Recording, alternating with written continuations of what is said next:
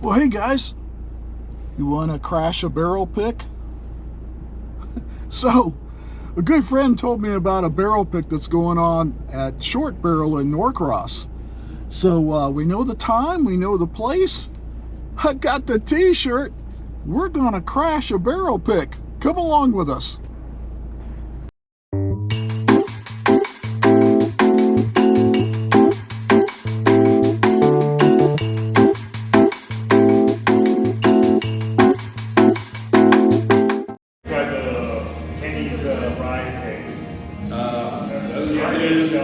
That one and the raspberry. Yeah. I was making sure. Same thing. That was late last year.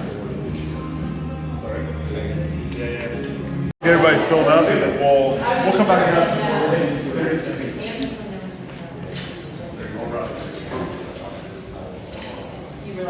So we'll do this at the threes to start. Well, the first three, and then we'll do the rise. Yeah, we'll do it at the threes, and then four at the end. We'll go 3, 4.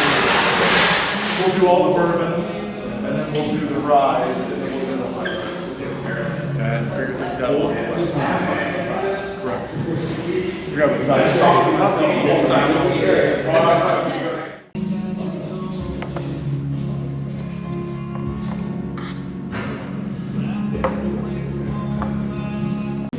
It's much like our core. It's at 70-21-9 base, blended together. And then these are true double oaks and virgin oak.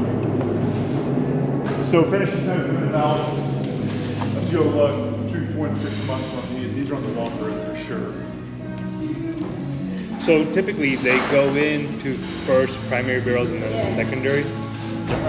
Everything has that. So they were in their original barrel for like 5.5 years. Yeah. And it'll be close to, plus or minus a little bit. And then all together in December, all of these will be 6. So they spend about 6 months. And typically is that about the time you want to put them in those barrels until they start becoming more tannic or anything like that, or over oak? We've got some that, we had one that went in a weekend. We had to pull it out. These have been able to go a little bit. It's weird, things that like, I feel like a lot of these, some of them are oak bombs. Exactly. And they crescendo right into oak without going over the line of like overly tannic or over oak. They're very oak forward without being overly oak or too oaky. And some of these we left in to see what happens. They've come back down on the back end. We had some things that went in on Friday. We came in on Tuesday and realized we should have taken them out on Monday. Like they were just too far gone. Really? Yeah. Is it as sensitive as Eberron?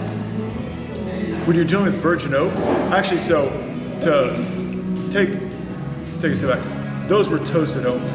If you just get virgin toasted oak, that is so aggressive that yes, it's like almost like an umbrella. Like you got to get it out. It's got to go in. It's got to come out. So you got to almost watch them on a regular basis. Oh yeah. You got to mic the Yeah. You know the fruits or bumpy I can gauge them. My jumper's right here. They're gonna be. They're like, "You ever gonna go back to work?" I said, "Not if I have to." Really? Because Which I don't know how many people actually look back at their life and say, "Man, I wish I would have worked more." Right. Which one did he just pour? Those are it. Those are the. Okay, and then the one that he just poured that one. Okay, I used to. Let's see. Is this Kentucky wine or is this Make sure MGP you wine? know. One went out of market. Fork and Cats they did one. Yeah, but that's out of market. And Corks and Caps, so Chastain. These Yeah, that's it. In double oak rye. Hello? Are you the double World Rider? Beverage, Huh? the World Beverage Blue. Cool. No.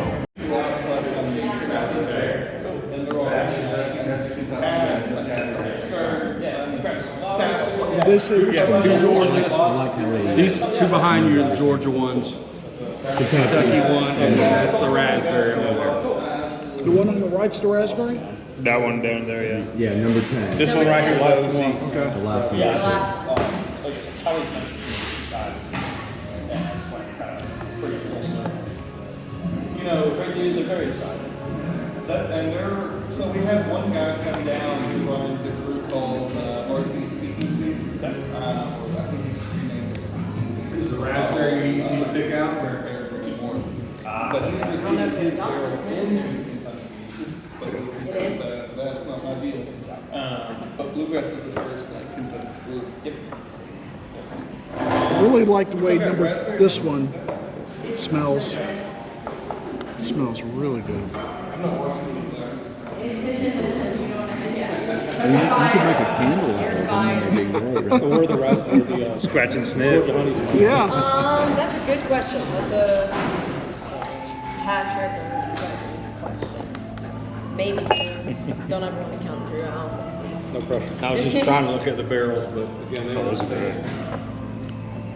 The second one? Sutton is I just started the first one. Oh, okay. Yeah. 7 is which? Two Georgia honeys, the Kentucky honey, raspberry honey. Copy that. You said what now? Raspberries from Georgia also? Or? That is, yeah. I No, it's want just the honey's experimental, in- I'm just on barrel. where the honey's from. Oh, yeah. The raspberry honey. Yeah, That's- it's Georgia East side, I think. That's, I don't know the blending behind it. I think he said it's That, but it might be Georgia. When Patrick gets back, he'll know the exact details of that. Wow. The honey that comes out of the barrels is fantastic. You haven't tried that? No. Oh, it's delicious. Oh, really? It's almost like the... Right. It's so good. They sell them up here, They right? do sell it. That's good. That's good. So we've been sampling bourbons and ryes and some experimental stuff, and they still haven't figured out that I don't belong here. So if you're going to crash a barrel pick, make sure you wear one of their shirts. Oh, I gotta go. So wow, I can tell you, if you get the chance to crash a barrel pick, you should. I got to taste like 4 or 5 bourbons, including some honey finish, and 2 or 3 ryes. Not a big rye guy, but I loved one of the double oak bourbons and really loved that honey finish. I think the people I was with actually are going to pick a barrel, but I'll let you know because that's kind of secret right now. So if you get a chance to crash a barrel pick, you should, and you might just end up with something you don't see on the shelves. And I really hope the guys at Short Barrel don't mind, but I borrowed one of their flights. You think they'll miss it? Nah. We'll see you next time on Bourbon Riders.